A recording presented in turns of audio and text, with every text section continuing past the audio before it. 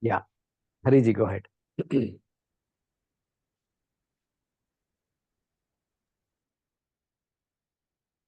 Hari Om Guru. Hari Om. Guruji, I must today is the first time I got the clarity about Desha, Kala, Vastu, Vacheda, Shunya. Desha and Kala I could understand, but the Vastu was always troubling me. How is the Vastu, the object is coming? But you explained it today so fabulously that I think I am clear today. Nobody has explained the concept of Vastu as you have done it. I thank you very much. Thank you. Sarvam Krishnarpanam.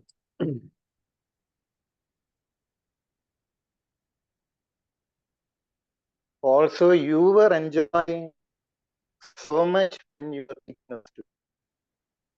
I have never seen you so much. I don't know. We found you were really enjoying when you were explaining the entire.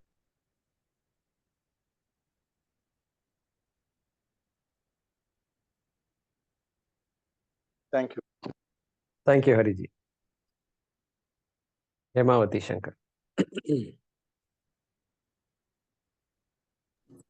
Guruji, sorry, I missed quite some part of the class. I had gone out. I came late.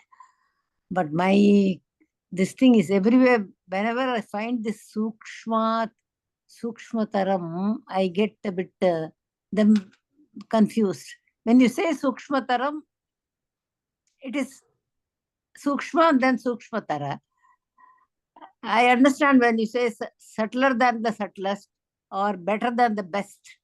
But that sukshmataram, why everywhere the same usage is found? What is that significance of that? I don't get it. Sorry. It means what? Suppose you say Atma is Sukshmam. And if you begin to conceptualize the idea of Sukshmam, subtle, emotions are subtle, love is subtle. Okay, love is subtle. Love, you can't put a, how can you define love? You can't define. Love is subtle. Then what about Atma? Atma is subtler than love also. Suppose you come up and say, yeah, I figured out what is love, or figured out this subtle thing. Then Shastra will say it is subtler than that subtle also. Okay. So between two subtle objects, two things which are subtle, this is still subtler than.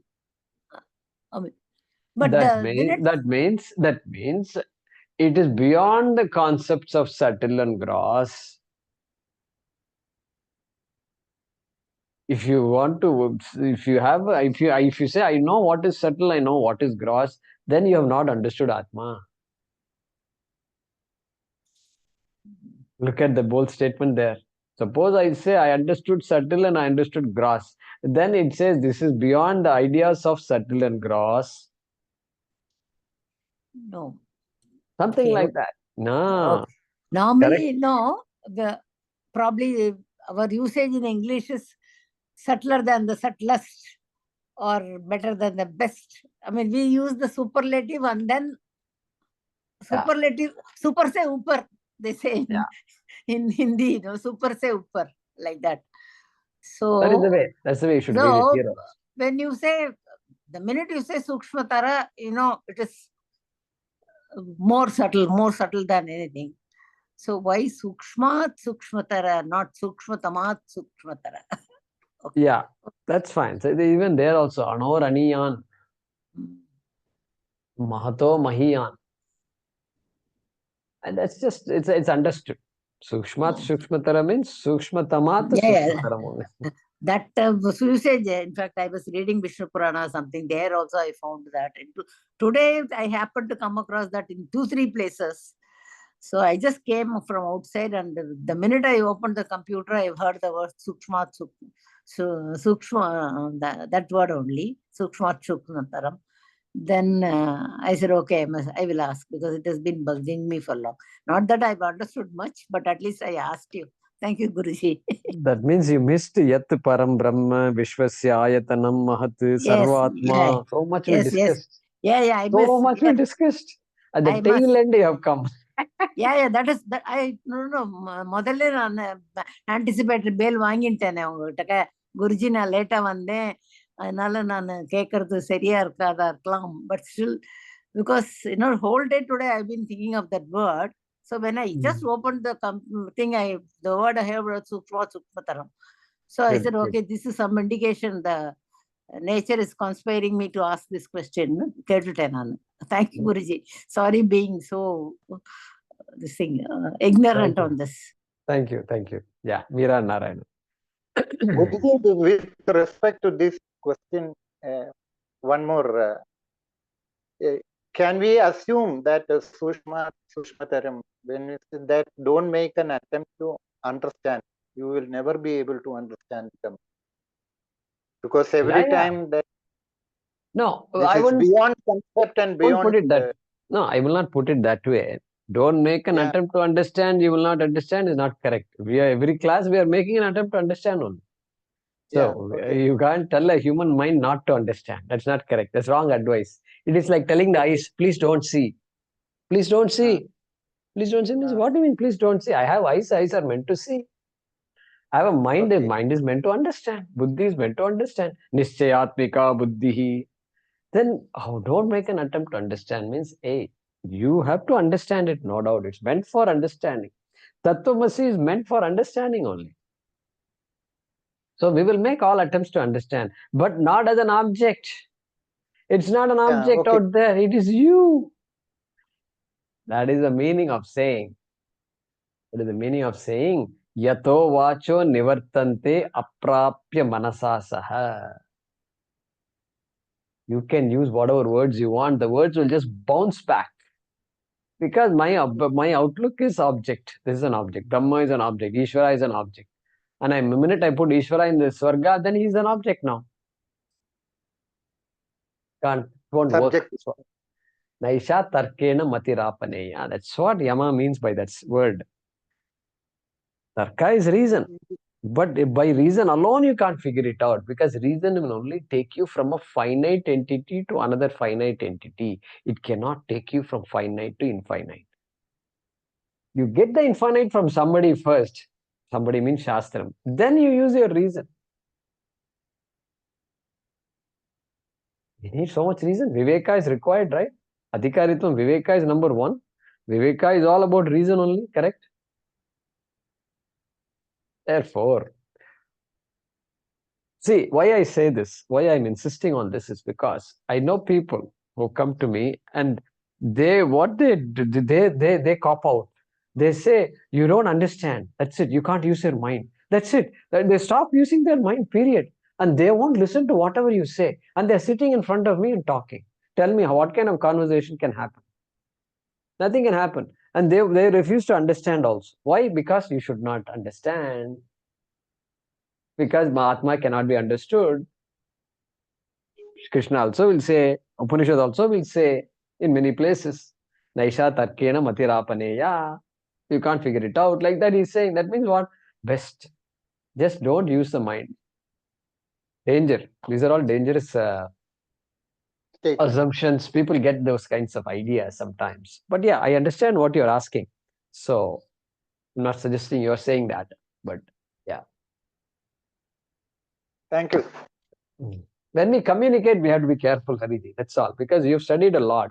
And when you say something, you have to understand what is that person going to interpret from my words. Like that, we have to think a little bit. And so sometimes better be silent than say words, Yeah. Thank you. Thank you, Hariji. Yeah, Meera Narayan. Namaste, Guruji. This slightly off the topic. We were having a discussion yesterday, and it was regarding ahankara.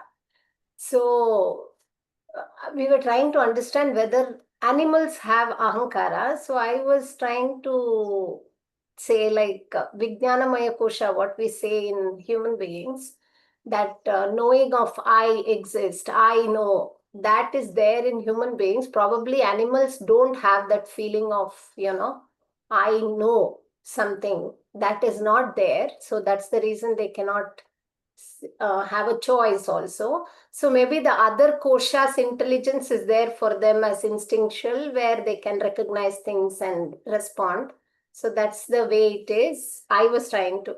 So Narayanji was saying they respond to the name, so they also have ahankara. But we were trying to figure out whether what is then the difference, human beings and animals, because they also respond to love. They also show a lot of recognition to everything. So I want your.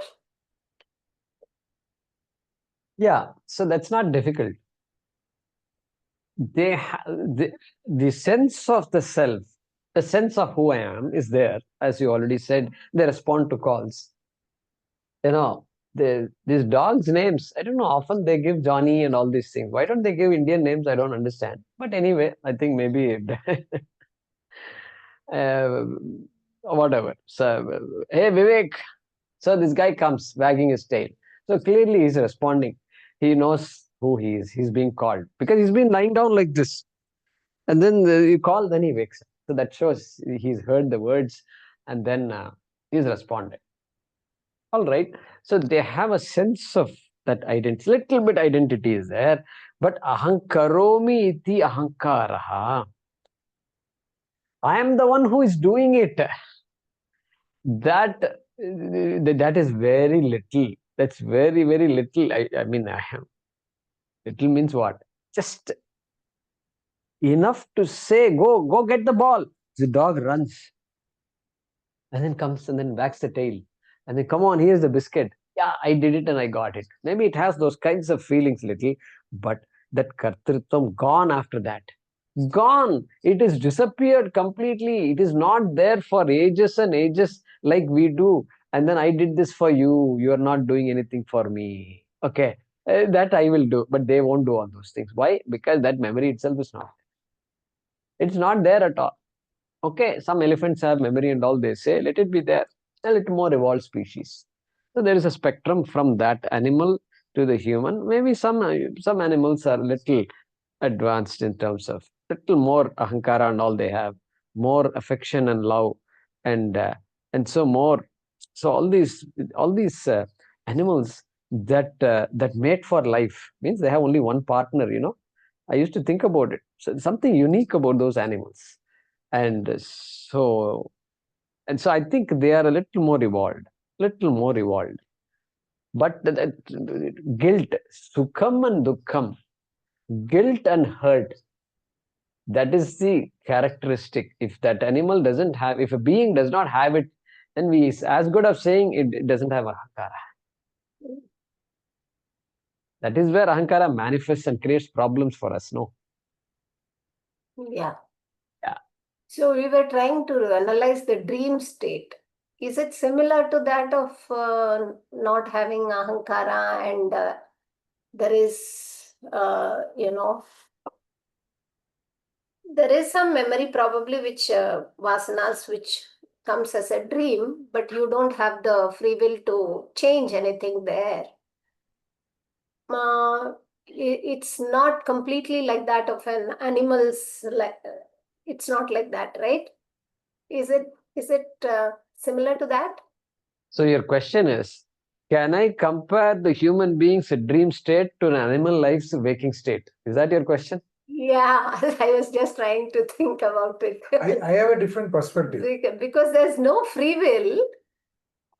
So I was just trying to say bhoktritvam, because we say that we had a fearful dream, or we had something and we enjoyed in the dream. That is there. But kartrutvam is not there. So I was just So my logic was, if Bhoktritvam is there, Ahamkara has to be there. Because you're enjoying, Bhoktritvam you're experiencing, whether it is a dream or whether it is an animal. Because we say that the life of an animal in our, whatever we discuss, he says there's no Kartrutvam, so no further Papa Punya, but Bhoktritvam is exhausting of Papa Punya is happening. So if Bhoktritvam is there, then Ahankara has to be there. Ahamkara has to be there because it is for that person. Right. Ahankara, again, that's what I say. Ahankara is there to the extent that I have an identity. See, the dog, even before you give a name to the dog knows that it is a dog. Okay. I am not a cat. That also dog knows. Ahankara is there. I am not that species. I am this species, or these are all my species, my family members. This dog, cat, and rat and squirrel, so many animals I see, and including human being, they are not me. That much he knows. The dog knows. That Correct. much. It also is a bit of Mamakara also, because he says, this is my territory, you are coming to my territory, I'll chase you out. Correct. Mamakara is also there. Very much. Very much. So base minimum ahankara is required for survival. For survival, minimum ahankara is required. Okay. We can't say animals don't have ahankara. We can't say this. That's a wrong statement. Okay, minimum ahankara is required. But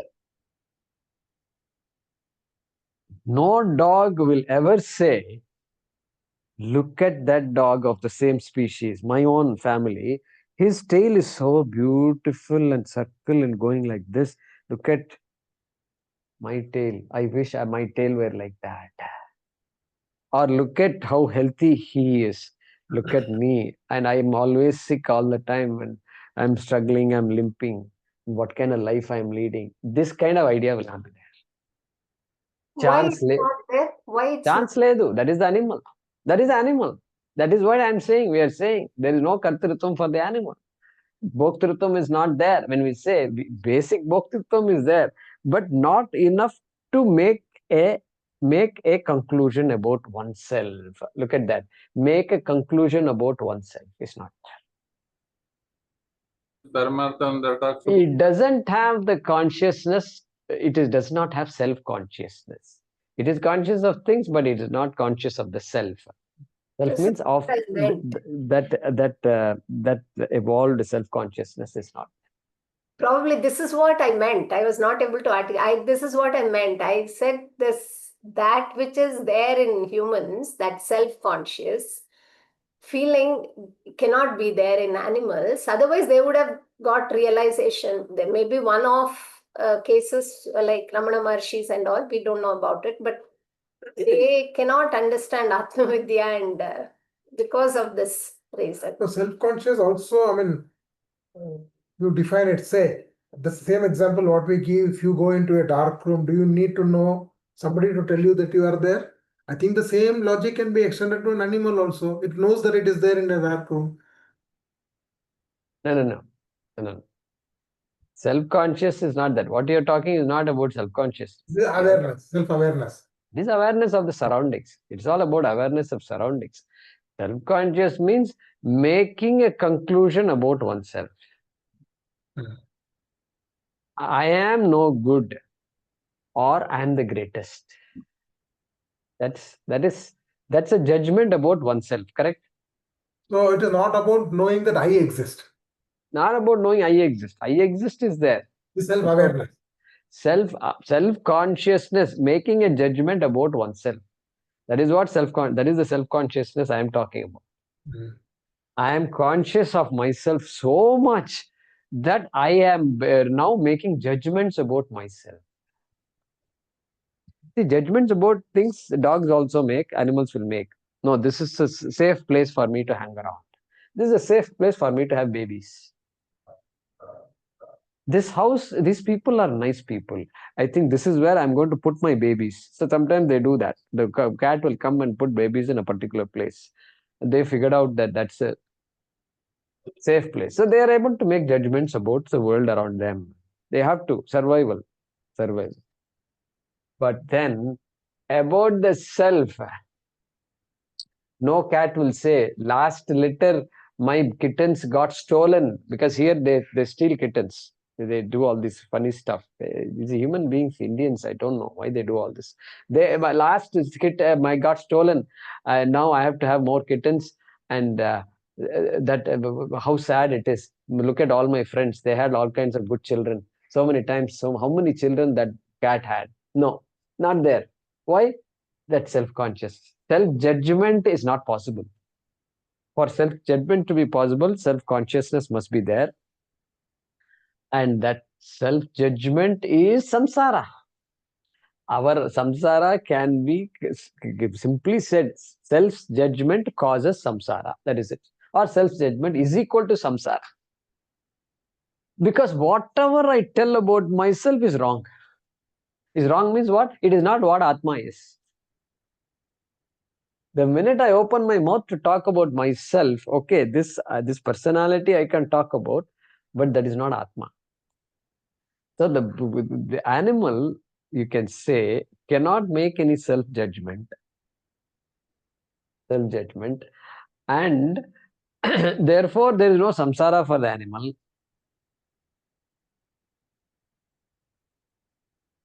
And therefore the animal is just a bhokta. So papa karma, punya karma is getting exhausted, purely exhausted. All those things we talked about before will now fall in place. Self-consciousness is key, which makes the self-judgment, and that's what creates the samsara.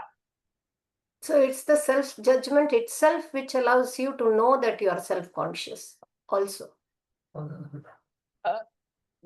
Yeah. So otherwise the animals, they don't have samsara. They are not realized though. No. The self-judgment, you don't need to be realized for anything. Self-consciousness is there. No animal can say, you stack all these dogs of the same species together. One is big, one is small, one has horns, not horns, but in this case, ears, nice, beautiful ears going out like this. And all that you put, the dogs can look at each other, they can play around with each other, but they will never make a judgment. They cannot, not will never, they cannot make a judgment. That he plays well, look at he runs well, I am not running well. She being a she's better than me. Nothing, no chance. Zero chance, zero. Animals also don't recognize the young ones. That's why sometimes you find kittens with a adult dog. Otherwise, normally a cat and a dog are supposed to be enemies. So when it comes to the young ones, the adult dog will not recognize the cat, a kitten, or a baby rabbit or something. They tend to be protective and they take care. So Narayanji was talking about ahankara of dog because it's territorial, it responds to the name. I think the dog, as far as being territorial, I think it's more survival, isn't it? Yeah, everything is based on survival only. Everything is based on survival. Our ahankara is also based on survival only. If I don't have ahankara, I can't survive because I am 3 million virus and 2 billion cells. But their ahankara is not as, how to say, devolved or evolved like us. And their attachment to the masters also. I mean, that is there.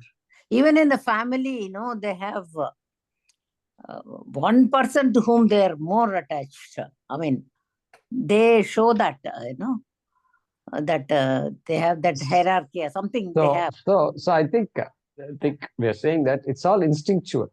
Behavior of animals is instinctual. It's programmed. It is all programmed. So you can see a little, some animals are a little better off, etc. So you can say all that. But they're all small shades only. All shades. What we are interested in is kartrutvam is not there. Kartrutvam, which makes me judge myself. Everything goes together. Self-judgment goes self-consciousness, self-judgment, free will. They're all together. It's one package. One package.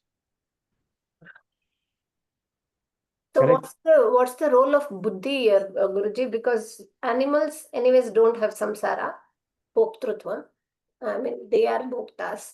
So the buddhi is to understand the shastram, because anyways it can't be understood that um, I am the self. It's not possible, because everything we learn by conceptualizing.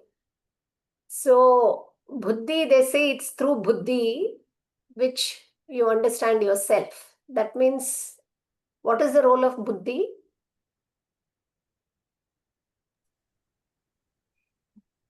The Nischayatmika buddhi. Hmm. I mean, not just for Shastram, no. Anything you understand, you need buddhi. There are a lot of people who are not reading Shastra. Do you think they don't have buddhi? No, I meant in terms of understanding our No. We need to the differentiate. self, not the Buddhi apara. can be used in many ways. Some people choose to use it to. We have to differentiate between intellect and intelligence. Now, what is the question now? Now, let's come back to the question. Tell me the question. I understood that, but apara, I'm not talking about apara vidya where you use your buddhi. I am saying in terms of para buddhi, vidya, buddhi, they say that's what differentiates human beings from animals. That's the crucial thing which differentiates animals from human beings. But why do they say that? Oh, fair enough. Fair enough. Because you have to be self-conscious in order to have all kinds of problems you have. And in order to ask the question, why am I having all these problems? And why am I having problems? A dog cannot ask, why am I having problems? Dog cannot ask. And so that self-consciousness makes me ask the question. That's a high level of awareness it is. And you need that because otherwise you can't come out of this anatma hold. Anatma to atma, you need self-conscious. Because you turn inward, self-conscious. I am conscious about my body. Now I have to be conscious about atma itself. Jayakamarji. Hari Om. Swamiji, Patsati Swamiji used to say, animals have very little intellect. That's the reason they are little. We say they are intelligent, they are good, they are that. Their intellect is very little developed. He used to say that again and again. Because elephant has higher intelligence. A dog also has intelligence, because it says that if I go to that house, I will get hit. I will not go there. So that is intelligence, no? Yeah. No, that's fine. Let's not argue about all this. We are not. That's not the argument here. The argument is everybody has some limited intelligence to survive. In some cases, animals have more intelligence than us also, because they're able to sense a lot of other things. They are able to sense threats based on some sound somewhere, and which you and I can't even hear. And so they are better off in certain things. Yeah. But when it comes to this, what differentiates human being from animals? Ahara nidra bhaya maitunancha samanameti pashubir naranam. Buddhir hitesham adhiko visheshaha or dharmo hitesham adhiko visheshaha. Dharma is there. Right, wrong. That's it. Right, wrong. If you want to use another way to explain this difference, you bring dharma into the picture. That's what that particular Shlokakara says. Right, wrong. Did I do the right thing or wrong? This question an animal will not have. Will not have. No chance. No chance. Okay, some dogs and all. Why did you do like this? The dogs submit and all that. Don't take it too seriously, okay? Please don't take it seriously. If you take it seriously, you don't know what animal behavior is. Yeah. It is some program is going on. That's all it is. You don't read too much into all this. Guruji, sometimes when we look the nature, sometimes I feel the birds and animals have got more intellect and feeling than the human being. If you now see a bird, how it teaches the younger one to fend for itself, how they bring the food. They may be flying all over, but still at the right time they come and feed the young ones, and how they teach the young ones to fly. Now, if you are seeing the turtle, they may be going all over thousands of kilometers, but almost at the right time, they come to the same place where they have laid eggs. Now, if we start analyzing how does the turtle do it? It is unanswerable. It is nature. So I think it is very difficult for us to say that the animals and the birds, they don't have intellect or they don't have. So therefore, I think we have to come back to the original question, because this discussion is not about the animal planet. Otherwise, this whole discussion will be animal planet discussion. I don't want to go there. Yeah. So, the question Meera asked was down to ahankara in animals versus human beings. That's how the question started. And okay, basic ahankara is required for survival. For survival, ahankara is required. What I want. Yeah. That is taken, but self-judgment is not there in animals.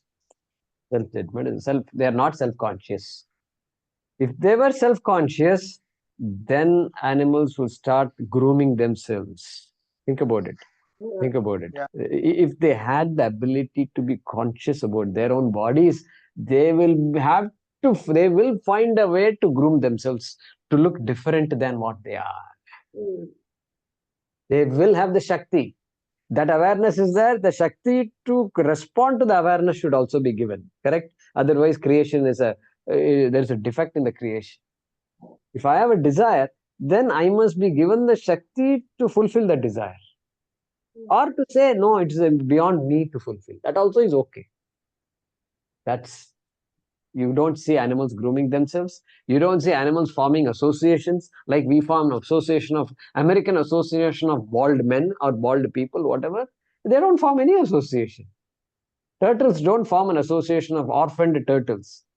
Our parents have given up, all of us. We have to form an association and appeal to the government. No, there's no such thing. Why? Because they're not aware. That's it. They're not aware of anything. Guruji, what you're saying is they cannot perform karma consciously. What we say is they don't perform karma. They're doing a lot of karma, but they don't have kartrutvam. Therefore, that karma doesn't count. Yeah. Doesn't count. Correct. Doesn't count. Their exhaustion, the life they lead counts, in the sense it is being the bhoga, they're experiencing the result of past karma. That's about it. Thank you, Guruji. Thank you so much. Just I thought we should discuss these things because it helps us to appreciate Ishvara's creation. Thank you. Thank you so much. Good. Ramuji. Incidentally, Parsardi usually used to say, we know how animals behave. It doesn't change day by day, or it doesn't have moods and all these things. So that's why we are able to relate with animals properly. But we are not able to relate to man because we don't know. Sometimes he's a snake, sometimes he's a tiger, sometimes he is a snake.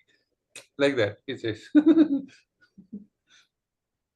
That's why we are finding difficult to relate with our own people properly, because our behavior is not fixed.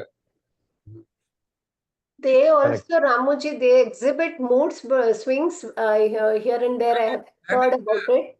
That is a limited range that is there, that we know it. But I think we have learned to accept. Yeah. That's the whole point. So we are not, animals are programmed, we are not programmed. That's it. And so you can expect. Is it that we accept animals because we can dominate over them, we can control them, but when it comes to human beings, we cannot dominate over them or control them? Yeah, there is psychology. There is a lot of psychology there between why human beings like to have pets. Is it love for animals that makes me have a pet? Or I'm so tired of my people in my household that I need somebody who can wag their tail at me and who will listen to whatever I say. So that's complex. That's complex. Love Yeah. unconditionally. Somebody. That also Swami Parasarthi says psychology, because you want someone to obey you. Exactly. Yeah, it's all there. Anything is possible. Yeah, all those are So possible. we also had one incident recently where a neighbor's dog left home because it was not being fed chapati. It left place and they had to take the assistance of a dog mind reader to find out what the dog wants. They put chapati at the door. The dog came back. It had gone far away into the forest. Okay. So there's a new branch of profession called as dog mind readers. Not only dog, Animal mind readers. Yeah, my friends who had dogs. So one of her dogs bit the cook who was there for many years. Suddenly, right through the blue, it went into the kitchen and bit the cook. They immediately got a dog behavior psychologist or something and trained the dog. Another friend who had a Rottweiler. Rottweiler is a very ferocious dog. And she names all her dogs by names of Shiva. She calls him Bhairava and Shambho, etc. and all that. So this dog's name was Bhairava. They got a dog behavior person, and every day for about 1 hour, these people used to come and train and go. How to behave, how to sit, everything. The minute these people used to go out of the house, my friend says, this Bhairava used to run all around the house as if it was free, wildly around the house. So dog also has intelligence that where it should behave, how it should behave, and where it has got freedom.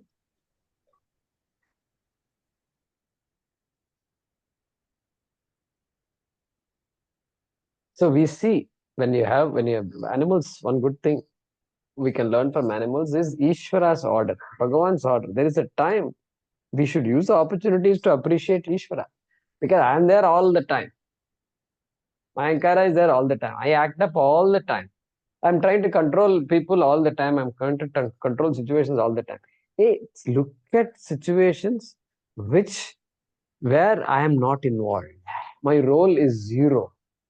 And animals enjoy animals because my role is zero in their behavior. Ishvara is acting through them. What is the use? I control them also means then what is there? And then recombinant DNA technology. I want the dog to look, I want a dog body, but I want it to meow. What do I get out of it? How does human being species benefit out of that? I don't know. So that takes us away from what we are after. Yeah. Thank you. Yeah, Prasad is there. Yeah, go ahead.